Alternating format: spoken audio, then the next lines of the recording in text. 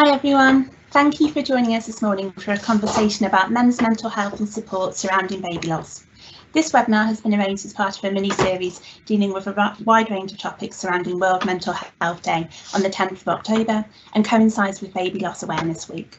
The webinar is being recorded and the recording will be available to view at a later date if you wish to do so. Towards the end of the session, we'll be posting a feedback link. Please take a couple of minutes to let us know what you thought about today's event. And at the end of today's discussion, there'll be links to the other webinars within the series if there's anything within there that interests you. So today we'll be focusing our discussion on baby loss with a particular focus on men's mental health. Historically, baby loss has been seen as a taboo topic, something people are reluctant to talk about and explore. In recent years, a huge amount of work has been done to break the silence and help people to open up and seek support that they need. We support families who've experienced the loss of a child or a baby in circumstances where the loss may have been avoidable. Frustratingly, due to the legal constraints, the vast majority of cases fail to acknowledge the impact that has had upon the father. We feel it's important to support the family as a whole and that we recognise the experience of the father and consider support available outside of the legal framework to allow fathers to have their voices heard. This year has been extremely challenging for us all, and even more so for expectant and new parents and those who've experienced loss. As a result of restrictions surrounding maternity care, fathers have been unable to attend scans, and there have been restrictions surrounding birth and the postnatal period. Added to that, the isolation from friends and family, it's more important than ever before that we make sure that fathers know where to access support if they need it. So today we'll be hearing from 4 inspirational fathers, all of whom have sadly experienced baby loss, about their experiences and the importance of men speaking up and making their voices heard. We'll begin the session with each speaker introducing themselves, saying some words about their experience, and we'll then have a short discussion amongst the panel before opening up questions to the panel from the audience. If you do have a question or anything you'd like our panel to discuss, please submit it via the question and answer tab. If we do have too many questions and we run out of time, we'll follow up with further questions after the session today. So without further ado from me, I'm going to pass you over to our panel of speakers to introduce themselves and say a few words about their experience. Firstly, I'll pass you over to Andy Swinburne.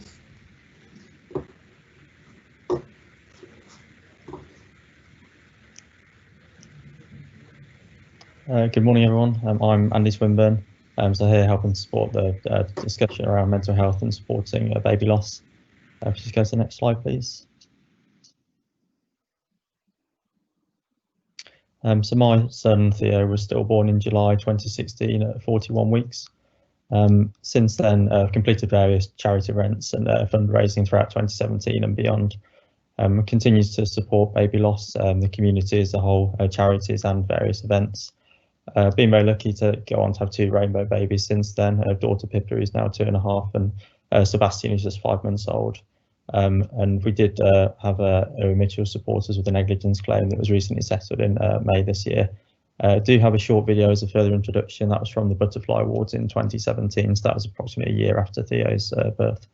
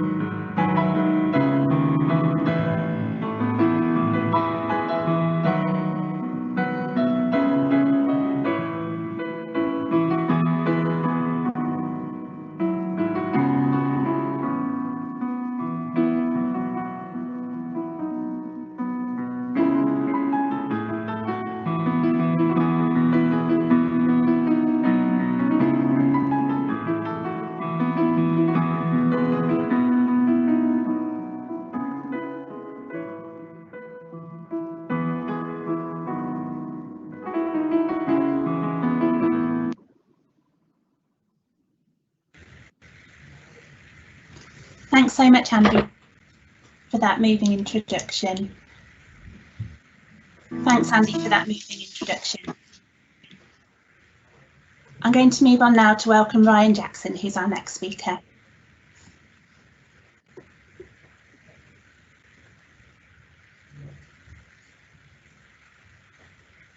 Good morning all. Thank you for joining this webinar. My name's Ryan Jackson and I am the founder of the Lily May Foundation along with my wife Amy. We founded the foundation back in 2010 following the loss of our daughter Lily May, who was stillborn at 37 weeks.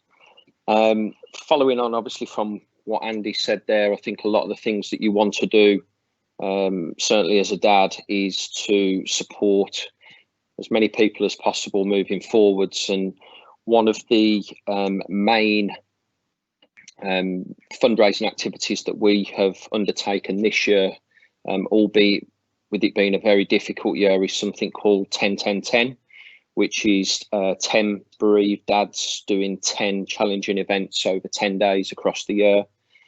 So you can see from the pictures there that we've done a little bit of walking where we've climbed a few hills. We've also reluctantly thrown ourselves out of an aeroplane, as well as undertaking other challenging events that have challenged us both physically and mentally at the same time to encourage us to talk to each other. If you could flick to the video, that would be great.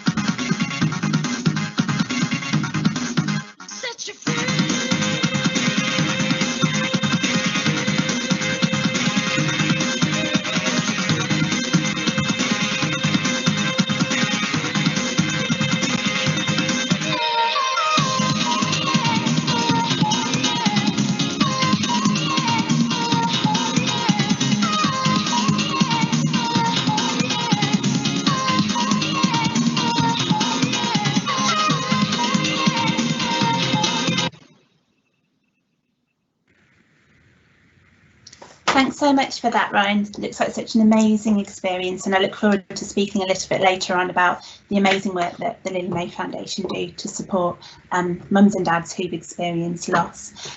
Next, I'll move on to our next speaker, who is Nick Lang. Over to you, Nick. Thank you, Emma. Hi guys, thanks for joining us today. Just want to talk a little bit about kind of my story, I guess, and what's led me to kind of be here speaking with you guys today. So this is my beautiful family, three children. Would you mind moving on to the next slide, please? So the reason why I find myself here is because in 2016, my daughter Evelyn was stillborn. We were 38 weeks pregnant, and with what was a very straightforward pregnancy, no concerns, no worries, you know, fairly standard. And then at 37, just 37 and 6 days, 37 weeks and 6 days, we had lack of movement, and we went to the hospital and found out that there wasn't a heartbeat. So obviously this kind of changed everything for us, turned our world inside out, and obviously we enter kind of a community and a world that we really didn't know existed up until that point. Shortly after Evelyn's death, we found out that we were pregnant with our third child, Iola, which obviously comes with its own kind of emotional problems, because you're dealing with things very differently to how you've dealt with things through pregnancy before. Obviously with our pregnancy with Iola, we didn't announce, we were nervous all the time. We were spending a lot of time at hospital, routine appointments, etc. And probably for the last 3 months of the pregnancy, we were at the hospital every morning, 8 o'clock every morning, having a CTG scan. And the hospital, to be fair, couldn't have been more accommodating, and literally did everything they could and went above and beyond to kind of relieve of us all of the anxiety that we were going through at the time. And then obviously Iola arrived safely, and again it comes with its own kind of problems, in that you then have guilt that comes with that, and I suppose getting to explain or getting to parent them in a way that they kind of understand that they had a sibling that wasn't here and isn't here. So one of the things that Lynn's, my wife, and I were really keen to do after Evelyn was to try and help others going through similar situations, because when it happened to us, we genuinely thought we were the only people in the world that were going through it. Could we go to the next slide, please? So one of the things that we do just as a family is we do name tributes.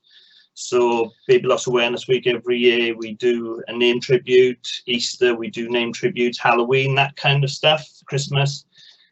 And this is just really because, you know, unlike most families, we don't have the opportunity to share photos of our children who aren't here.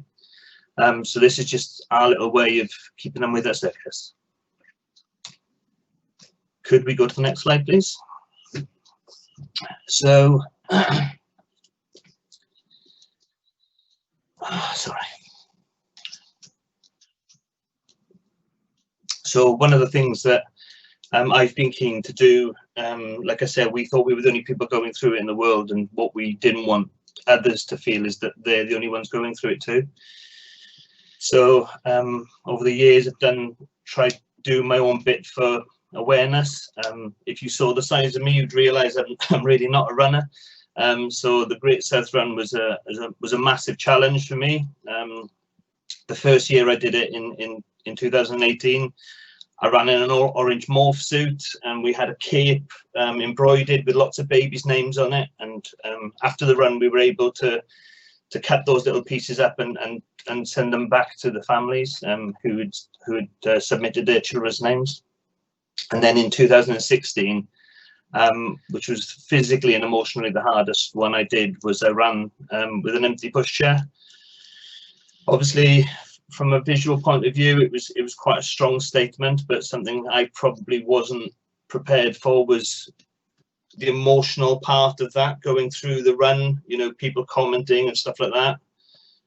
And not maliciously, you know, having a go or being rude or anything, but you know, people saying, "Oh, excuse me, mate, you've lost something," and you know, after a few times, you know, I answered back and I said, "Yeah, I've lost my daughter," and then a kind of penny drops for some people. So yeah, it was a really difficult run, but one that raised a lot of awareness, kind of during and post run. Could we go to the next slide, please? So then back in March last year, Pete Mosley, who's Arthur's dad, and myself, we decided to set up Stands United Solent, and this is a football team for dads and family members who have sadly been affected by loss.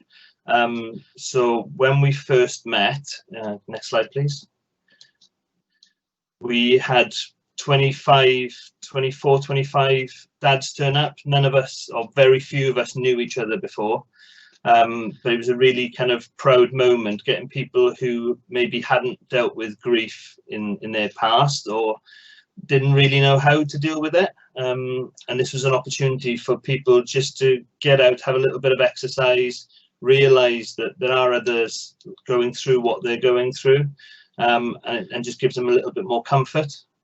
Can we go on next slide please? And then this was us kind of fast forward about 3 or 4 months later, where we had our first match. Next slide.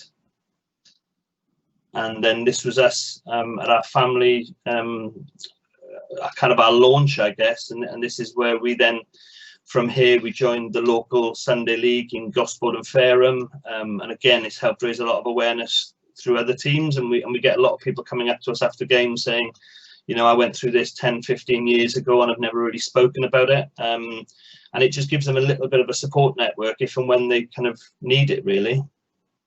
Next slide, please. I think one of the things that has become apparent through Stands United is we constantly hear, you know, dads not wanting to talk about it apparently, and you know, dads deal with things differently, and I just want to kind of spread a message that that's not always the case. You know, I think there's about 35, 36 Stands United teams now spread across the whole of the UK, each made up probably of about anything between 15, and I think we've got 35, 40 dads involved in our setup. So that's a huge amount of men who have stepped forward and do want to kind of have that support if and when required. And next slide, please. And these are just some points, really. Just, you know, if you know somebody that's going through it themselves, then just reach out to them and try and give them as much support as possible. Again, one of the things that I found that's worked for me really well, whether it's running or through the football, is just try and get out, be as active as possible. And I know when you're not feeling right, that's very difficult to do, but sometimes giving yourself a small challenge just to get out the door is enough. And again, just take the small things in life to heart and appreciate them. Keep learning about yourself. You know, with grief, it's ever changing. You're going to have good days and bad days, and then for no apparent reason you're going to be in the darkest place that you've been in a while, but it does get a little bit brighter. And you know, just give as much as you can. Give to those who sadly walk in our footsteps. You know, if you know someone that's struggling, give them your time. Just give them basically. Thank you very much. Thanks so much, Nick, for that lovely introduction and sharing those really poignant photos with us. And turning to our final speaker now, Chris Binney. Over to you, Chris.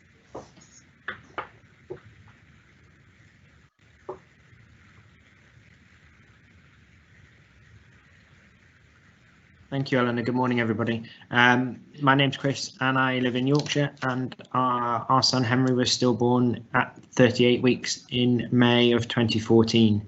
Like a lot of the dads that have already spoken, I think I was inevitably drawn towards trying to do things, and I think that's a very standard response for fathers that go through this, the sense of needing to achieve something or achieve some kind of recognition for their child.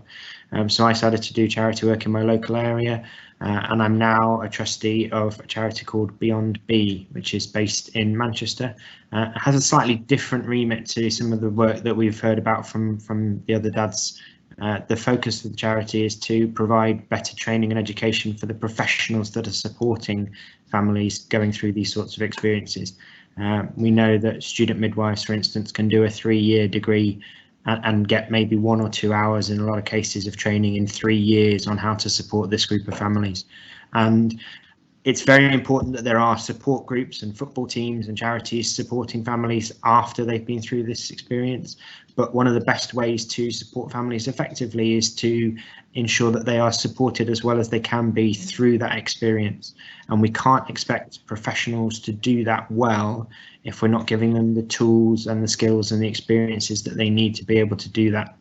So Beyond B exists to go around the country and deliver accessible and affordable training to plug a gap in the degrees and also in the ongoing training. So I first got involved in education when I was asked to speak at the launch of a stillbirth prevention initiative in 2016 called the Saving Babies Lives Care Bundle, which is intended to reduce the number of stillbirths. And that kind of really ignited the passion for education in this field for me. And I've gone on to do lots of that, and now the charity does that on a regular basis.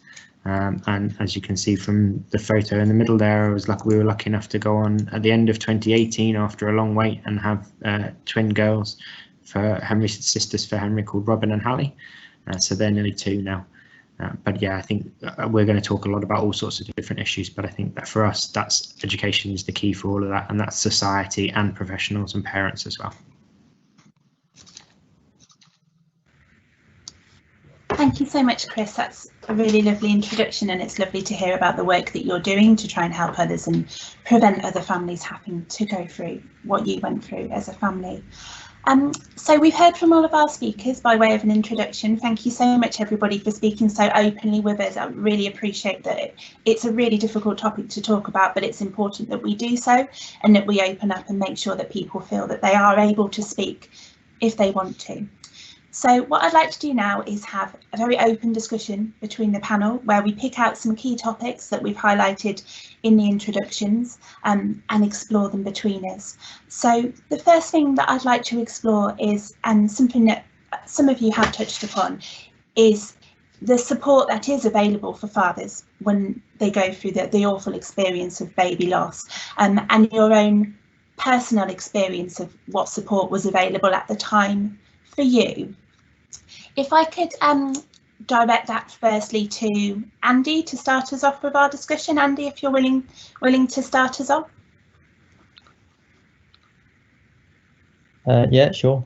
Yeah, I think for me, we kind of explored various avenues really, mainly I suppose looking at the baby loss charities. We did realise shortly afterwards a fellow sort of bereaved mother, she had done an event, I think she'd been planning for a year or so. I think that was the first one we went to, and that's when I think Ryan spoke at that event. So again, we kind of naturally found out about various other charities, and yeah, I think that was kind of a quite important day for us. After that, we did go to Sam's meetings and the Lily May Foundation as well. I think the one that probably sticks out for me the most was the when we met yourself as well, Eleanor. We went to a bereavement support day for the Lily May Foundation. So like I said, we've been to a few things before then, but that was a bit more structured, and again it kind of had a bit of extra support. So there was kind of the informal element of talking through with other bereaved parents, but also had support from Crew's Bereavement, which allowed you to kind of explore grief and the journey a little bit more. I think myself and my wife found that sort of really useful, and then from there we went on to the regular sort of monthly Lily May Foundation meetings, which again that's a little bit more informal, just meeting the bereaved parents, and I think that's kind of what we've continued to do since then really. And I think, to be honest, that was probably the most useful thing after we'd kind of found our feet, the best way of saying it. And I think then just talking with others that have been through the same journey, maybe those that are in kind of slightly later stages that are maybe a few months or years ahead, and I think having just been able to hear from people that have been through the same and could offer that support and offer a little bit of hope as well. You've met a few people that might have been a few years ago, and that was a big comfort to us. I think just the wider baby loss community really. Thanks, Andy. Does anyone else have anything they'd like to say about the support that they received when they experienced loss? Yeah, Ryan? think I can just sort of echo what Andy said there, that there's no sort of one size fits all. And I think it is important for both males and obviously as a partnership as well to get as much support as you can from as many different organisations, because you will eventually find something that suits you. We started off going to a couple of different support group meetings with SANS, and to be honest, they didn't suit us, and that was just because of nothing, there was nothing bad about them. It just, the experience we had, it just didn't suit us, which is why we eventually set our own charity up and started doing our own support group meetings that were a little bit more informal, mainly held in a pub, purely for blokes as well, because that was the sort of thinking behind it, was that there were a lot of men who weren't attending the groups that we'd attended in the past. So it was trying to open it up to as many men as possible. And whilst not everybody does drink, I think the fact that it was informal and that they knew there was other men there as well, it gave them the opportunity to be able to attend something which was slightly different. But I think like I say, there isn't one size that fits all, and the importance of trying lots of different groups.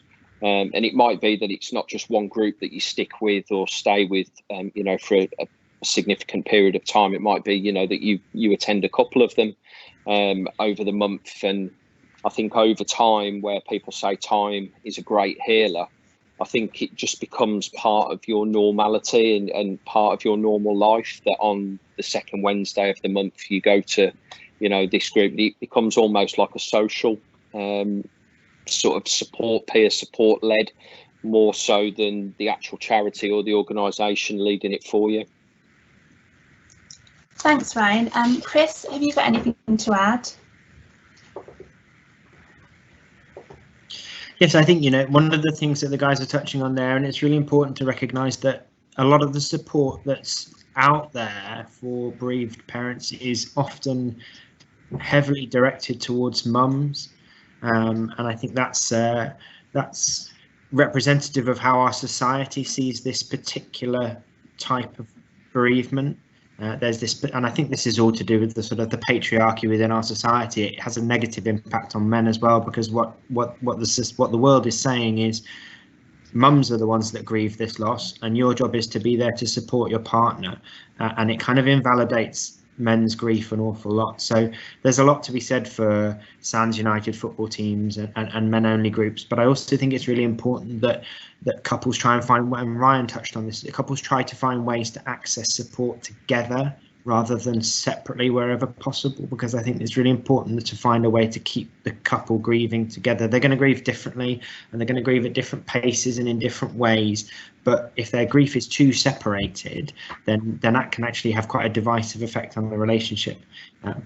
We have to find ways to create networks and support groups that are more gender neutral, for want of a better term, that don't create this perception that this is a group for mums. Because that's the kind of thing that will be very off-putting for dads. I mean, that's a really good point, Chris, and thank you for raising it, that as much as we have to acknowledge the difference between mums and dads and the way that they might feel the grief, there needs to be an element of togetherness within that grieving and not separating that out. And finally, Nick, have you got anything to add to that discussion? Yeah, there was a few points that Ryan raised there, and when probably about a month after we lost Evelyn, I went to a SANS meeting, and my wife was reluctant. She didn't know, she was very wary about that kind of environment, but we went, and we probably went about 2 or 3 times. I actually gained quite a lot from it. It gave me a lot of insight. It kind of introduced me into a community that I didn't know. And in my early days of grief, I received a lot of support from other mums rather than other dads, because when I was attending these meetings, like Ryan was saying, there weren't many other men there. I think of the 3 meetings I went to, I think there was maybe 1 or 2 occasions where there was one other, and there was 8 or 9 mums. And like, even within the team, the football team, I can probably, out of the 30, 40 there, maybe 4 or 5 of them have ever had a go at going at a meeting. And like Ryan says, you know, some will suit you, some won't. It worked for me for what I needed for that moment in time, and I met other people within that meeting, and then I was able to take that kind of conversation out of the meeting, and then that became a kind of a private relationship then that grew over time, and it's those kind of relationships that really helped me in those early days. Thanks, Nick. I believe Ryan has something more you'd like to add.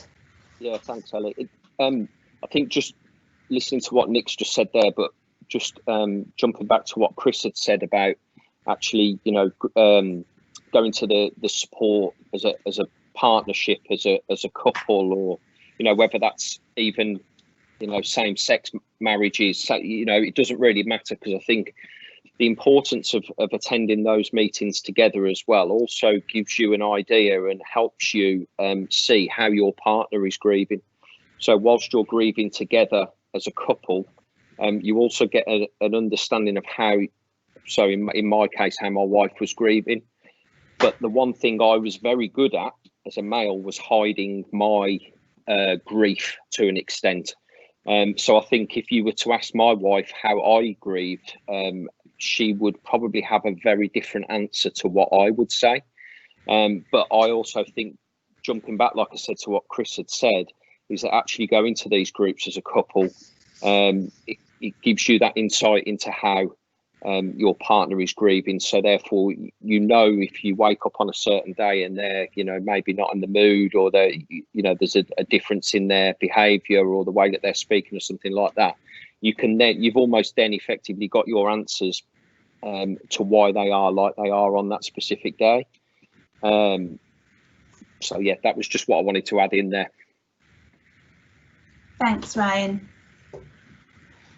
That's really interesting points that you've all raised. Just to pick up on a point that I think it was Nick who raised this phrase as part of his discussion, the importance of having a community of people around you who've been through a similar experience. Can we explore the importance of having that community around you, and how you've personally found that beneficial on your journeys? Who shall I go to first? I'll go to Nick first, because sorry, Ryan, do you want to speak? We'll go to Nick first. We'll go to Nick first, because he's the one that raised it in his discussion, and then I'll pass to you after that, Ryan. Yeah, for me personally, I took, you know, it's sad, it's terrible that you're surrounded by people who have gone through the same things, but I took a huge amount of comfort from it.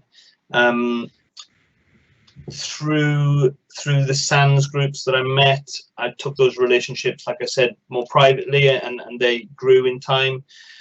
When we set up the football team, it was initially to bring together a group of dads. You know, football was just a vehicle to get them there. It was never the intention really to set up a football team. Football was just a vehicle, because if I'd said to all 30, 40 of these lads, let's go and meet up and have a beer or whatever, they might have had preconceptions about what that might have meant, and maybe the feeling that they do have to go and sit in that kind of support environment and all sit around in a circle and go, oh, hi, my name's Nick and my daughter Evelyn died. So football was just a vehicle. And what we've tried to do with Sons United Solent is create that community, but actually for them then to take those friendships and make those privately. And, you know, in the beginning when we set up, we've got a specific WhatsApp group for the dads, just a support group. And when we first set that up, that was very, very, very busy. What we've seen in time is it's got quieter and quieter, not because people don't need that support anymore, but because they've now developed friendships and relationships more privately, and they can go, actually, do you know what, this person knows how to deal with that. I think that the thing about being surrounded by people, and the same with, if, you know, Andy, Ryan, Chris, myself all sat down in a room, we will have already started off almost feeling as if we've known each other because of what we've been through. And some of us will say things about triggers that might set us off, that to an ordinary person, to a normal person, they might find that a little bit weird. But to all four of us, we would totally get it. Even if it's not one of our triggers, we would totally understand why that would be the case. Thanks for that, Nick, and it's really good to hear that you've been able to build relationships outside of that initial support network and carry that on to continue supporting other people through what they're going through.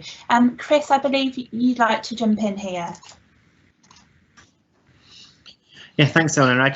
In terms of answering your question about the significance of these communities, I sort of want to pick up on something that Nick said when he did his introduction, because I think to understand why these communities are so important, we have to understand how they fit within wider society. And Nick touched on it, as I said in his introduction, when he said that when they first lost Evelyn, there was this sense that they were the only people in the world that this had ever happened to. And so our society isn't really very well geared up to support families through this, because especially in Britain, we're really bad at talking about death. And we're especially bad about talking about the death of babies, because it's so horrific, it's so against the natural order of things, that the natural British instinct is to avoid it, because conversing about it makes people feel uncomfortable, and if they feel uncomfortable, their action is to protect themselves from the discomfort that they feel, however fleeting that discomfort is. And so people don't talk about it. And every bereaved parent I've ever met will have some version of a story about the friend who went the opposite way down the aisle in the supermarket, or crossed the road to avoid having a conversation, or just stopped replying to text messages, because people take themselves away from it because they don't know how to deal with it themselves. So the absolute key to these communities that created, whether it's through football or support groups or meeting up in pubs or jumping out of planes or whatever else it might be, is it allows people to sit in a room with people and understand that they're not alone, because it's such a hugely isolating experience. Being able to surround yourself with people who get it, who can look at you, and they don't feel awkward if they say, "How are you doing?" and you start crying on them, because they understand. And Nick's absolutely right. These relationships breathe organically over time, and you end up creating really tight bonds, sometimes with people that you've never even met in person. And that's the power of social media when it comes to creating these networks now. But what it allows people to do is then to go out and cascade this back out into their wider social groups. And breaking down taboos and breaking down stigmas is all about giving people the strength within themselves, and that's where that community comes. They can then go back to their friends away from this experience and talk about it more openly, because they're feeling stronger as a result, and eventually society then becomes better at dealing with the whole thing. Thanks so much, Chris. I think you hit the nail on the head there when you said that it's such a difficult topic to talk about, and typically it's not something that people want to talk about, but it is so important to talk, and it's so important that people open up. Andy, I believe you'd like to jump in here. Yeah, I think just following on in a similar vein, really. I think the community is really important. I think like a lot of the guys have already touched on, it might be that especially if it's a couple, that one of them may not be as keen on going to the meeting, or it might not be their first port of call. I think that was probably the case for me, to be honest, where I probably wouldn't have naturally sort of stepped forward, and I think I probably went primarily to support Nikki more than anything. I think I personally did a lot of my grieving kind of as my training, almost kind of fairly solitary, but I think it was then really good for me to go along to the meetings. And again, you're not pressured. It's not like you've sat in a circle and have to share your story. There's a lot of people, especially I think once you've been to a few meetings, you kind of see a bit of yourself in those early days where people can just go along and literally, listen to others talk. And I think that can be really powerful, and as supporting as, having any pressure to go and speak or anything. So I think, just sitting there and being amongst other bereaved parents and feeling, really comfortable. And I think after a while, you're amazed that you are sat amongst a group of bereaved parents, because everyone's, getting on and could be talking about anything. But, at any point you could, raise, how you're feeling about anything. And it's a very safe environment, which I think is the biggest thing, really. Yeah, thanks, Andy. And I think you touched upon earlier that we actually met at one of those support meetings that was organised by Ryan as part of the Lily May Foundation. And for me, as somebody who supports families through baby loss, being involved in that process was extremely beneficial and really eye-opening to sit with couples and hear about their experiences and the impact that it was having on them, and to see the difference between the impact that it was having on mum and dad. And it was just a really incredibly emotional but incredibly beneficial experience for me, to open my eyes and make me just aware of how it impacts everybody differently. Just to finish off on that topic, Ryan, have you got anything that you'd like to add? No, not really. I suppose going back to what Chris said, you know, the sort of societal changes and so forth. We've also got to remember, in this country, we've got a very different generational setting as well, where we almost have the older generation, if you like, who have the let's go and have a cup of tea, stiff upper lip type of mentality. Where it was frowned upon for males to almost show weakness.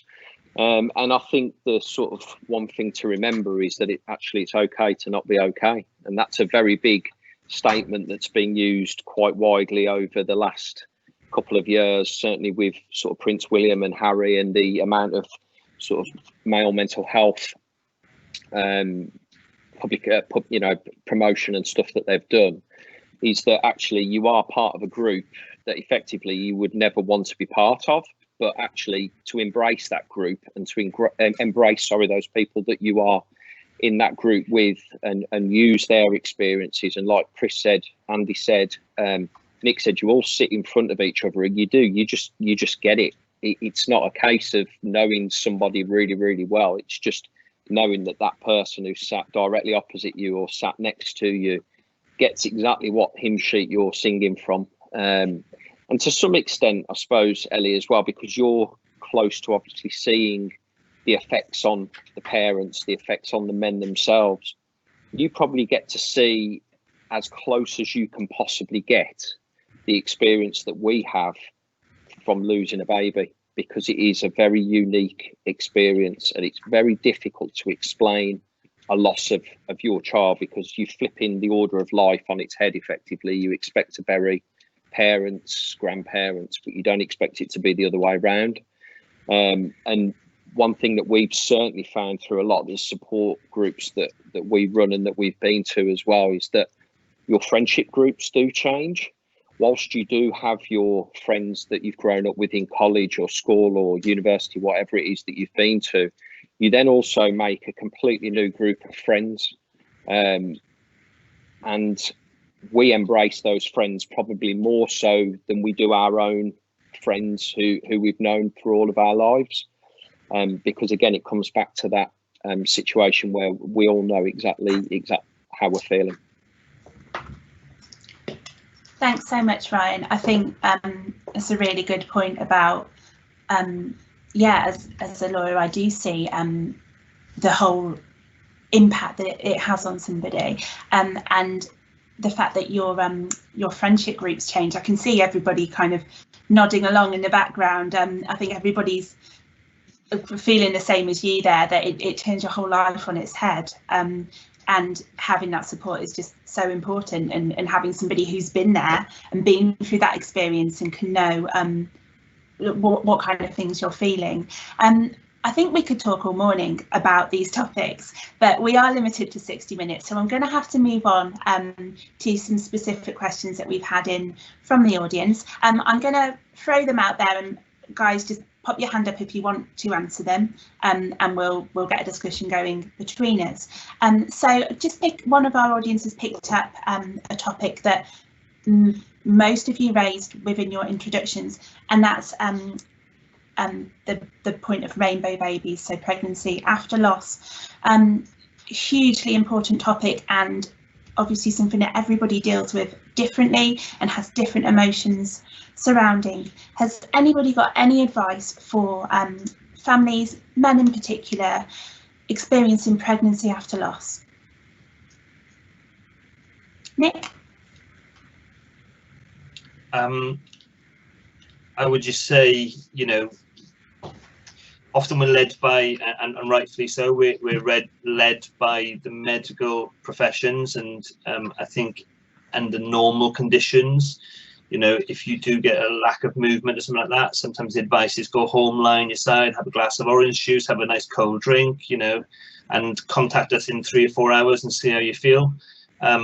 One of the things I would say for people who have sadly lost a baby and then go on or find themselves pregnant with their pregnancy after loss is force the issue. If you don't feel right, make sure you go to the hospital. There was a few occasions where we were told go home, lie on your side, and my response was no, we are on our way to the hospital. I'm just letting you know that we're coming, not can I have an appointment. So I think that would be one of the biggest things for me, is to just make sure that you receive all of the support that you require, and to remember that as a dad, mum might feel okay, but if you're having a bit of a wobble on that particular day and you're feeling anxious, you know, don't be afraid to turn around to your partner and the hospital and say, I'm struggling today, I need you to go and have a checkup, because I'm feeling uncomfortable today, I'm feeling upset, I'm feeling sad or anxious, because it's as much our pregnancy obviously as it is mum's. Thanks, Nick. Chris? Yeah, just to follow up on what Nick was saying, really, I mean, the first thing to say, obviously, is that actually a lot of the evidence that Nick was describing there is now out of date. And so parents shouldn't be being given that information, whether they are in a pregnancy after loss or not. If you're being told, lie on your left-hand side, have a hot drink, have a cold drink, go for a walk, that stuff's out of date. The guidance should be after 28 weeks. If you're feeling a reduction in movements, then you should be assessed by a medical professional. So that's the first point that's really important to make. And that's relevant whether you're in a rainbow pregnancy or not.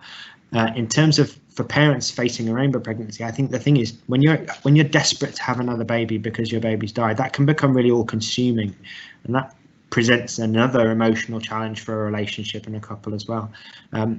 We were very fortunate to access the Rainbow Clinic that's funded by Tommy's, that's run out of St Mary's Hospital in central Manchester, and I would highly recommend that to anybody. They take referrals from anywhere in the country, and they will do anything from take all your care over through to just see you for very specific appointments at set gestations in the pregnancy to assess very key topics that relate to whatever the factor was that led to your baby's death and your previous baby's death. The only other key point that I really wanted to make is that, and it's for parents as a society as a whole, is people need to remember that rainbow babies are siblings, they are not replacements. And that's something that can be, that the wider society can feel, oh, well, you've got a living baby, so now you're fixed. And it just doesn't work like that. And then the only other thing I wanted to say, to pick up on what Nick was saying about the professionals, is professionals need to understand that parents in a rainbow pregnancy will be an absolute nuisance. And it's really important for any professionals that are listening to this that you don't take that personally, because we didn't know in the previous pregnancy that we had to advocate for our babies. And so the next time round, we are going to make sure that we leave absolutely no stone unturned. So you mustn't feel like we're taking out on you, or we're demanding something that you don't think is reasonable because we have a personal dislike of the care that you're providing. We're just making sure that we're advocating in every possible way for our babies. Thanks, Chris. Thanks. I think a really important point there, that people providing care need to be aware of the difference in approach with parents who've suffered a loss, and the fact that you are going to question everything, you're going to be anxious, and I think there's a lot of work to be done to improve the care that people receive after they've experienced a loss. Before we move on to the next question, does anyone else have anything to add there about rainbow pregnancies? No? Okay. We've had a question in from a father whose daughter Sienna was sadly stillborn at 40 weeks and 2 days. I'm so sorry for your loss. The father's about to turn 40 in the near future and asks, how would you deal with future events such as a 40th birthday and milestones like that?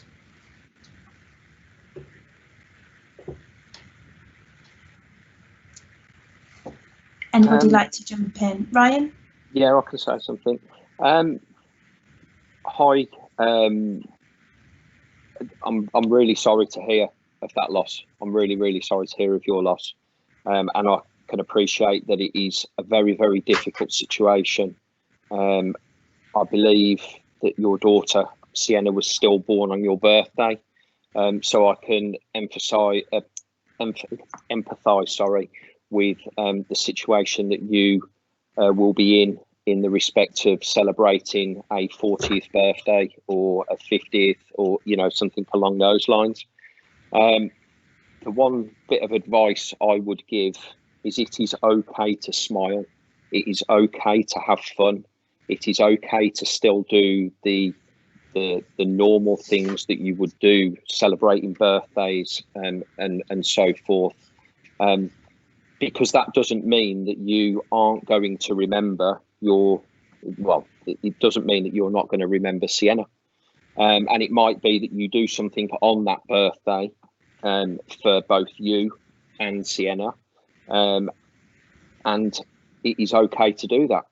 There is nothing wrong with, you know, having fun moving forwards. I know it's difficult in terms of time and things like that, but actually to have that bit of fun or to have that celebration, you can bring it together. You know, you can remember Sienna as well as your birthday at the same time. And I appreciate it is very, very difficult, but actually I don't think anybody in their right mind would ever begrudge you doing that, because it is a big life milestone. But I appreciate it's a very, very difficult question to ask, and I probably haven't given you an answer as such. But I think we would all agree on this panel that actually to still have fun is quite right.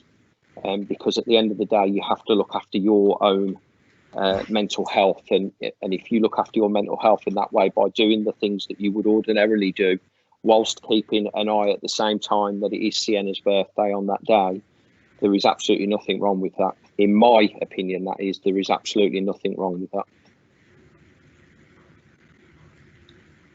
Thanks, Ryan. Matt, I hope you found that helpful. Has anyone else got anything to add there? Nick. Again, echo what Ryan said, Matt. I'm really, really sorry to hear that. I turned 40 recently, about a month ago, and I suppose the same with other events. You know, for me, I've now learned that the build-up, I struggle more with the build-up than the day itself, and then the days afterwards, I seem to kind of get this emotional hangover. And like Ryan said, you know, I remember me personally, I remember the first time I started enjoying music again, which I know sounds stupid, but I felt guilty. The first time I listened to music again, I felt really guilty. But you shouldn't. And like Ryan said, there might be parts of the day where they're special to you and you celebrate your birthday, but totally get that you feel reluctant to do so. For me personally, on big events, Father's Day, I really struggle with. So I just, you know, normally take the family to a theme park, or I go out, make sure that we go somewhere nice, just so that it feels like I'm taking myself out of the environment for the day. And that isn't always the best thing, because I think that's when I then get this emotional hangover. But yeah, really sympathise with your concerns with it, and yeah, sorry. Thanks, Nick. We've just got one more question. We've got a couple of minutes left. I'm going to squeeze in one more question just before we wrap up here. Question from Dale, who's dad to Dylan. How do you deal with not getting words of support once other people have moved on with their lives? So a question about continuing that support once other people seem to have moved on. Would anybody like to answer that for Dale?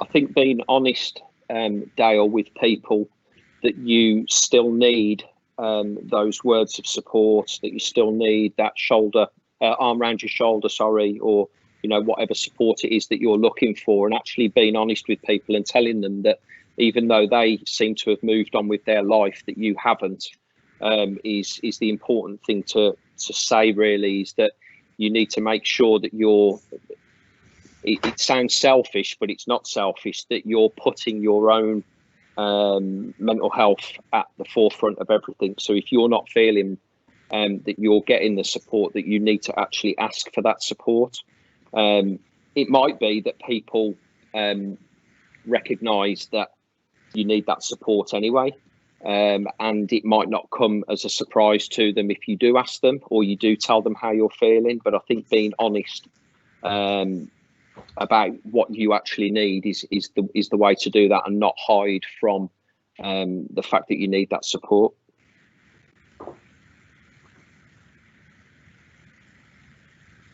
Chris, do you want to add something there?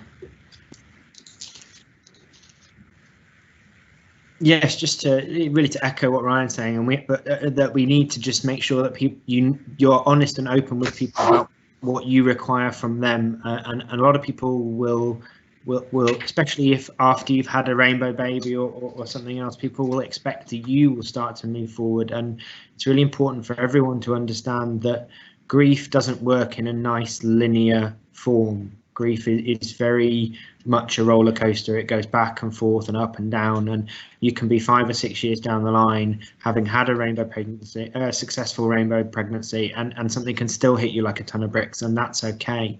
But we want people to, society wants people to go through a nice pattern and then come out the other side and be fixed, and it doesn't work like that. But we also have to recognise that some people just won't get this.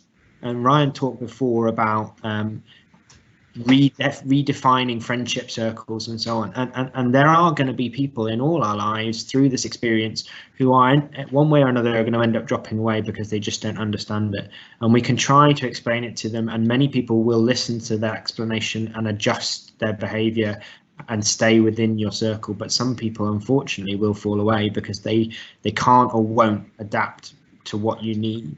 But it is a case, as Ryan said, of just, you know, being open and honest and being clear about what you need from people. Thanks so much, Chris. We're right at the end of our time, and I've just got one more quick fire question that I'd like to throw out to everybody. So I'm going to ask you, Ryan, Nick, Andy, Chris, in this order, what one piece of advice would you give to a father who's recently experienced the loss of their baby? Ryan? Emotions have no gender, so you don't have to struggle in silence. Nick? Sometimes, you know, you need to help educate others for them to understand what we're going through, and sometimes it's very easy to assume that they should know. So when people do forget, or if people don't talk to you, sometimes it's just a re-educational process of us being able to help them to help us. Andy? Yeah, I'd say try and find something that's almost a positive mechanism for dealing with grief and loss, and try and tap into that, and make sure you make time for it and make it as a priority. It doesn't matter what, it could be as simple as going for a walk or gardening, but yeah, try and have something that you know you feel better afterwards, and make time for that in your daily life. And Chris?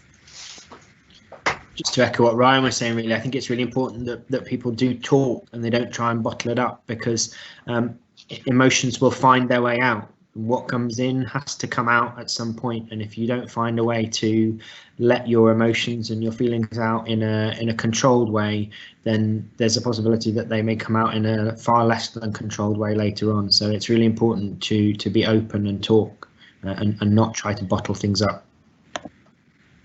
Some really, really good points of advice there. Thank you everyone so much. So I'm going to wrap up now. We've run out of time. I do feel like we could talk all day on this topic, and maybe we could pick up with everybody at a later date and explore this in more detail. But thank you so much to our panel speakers for joining us today to discuss such an important topic, and thank you for being so open and honest with us about your experience and how you've dealt with things.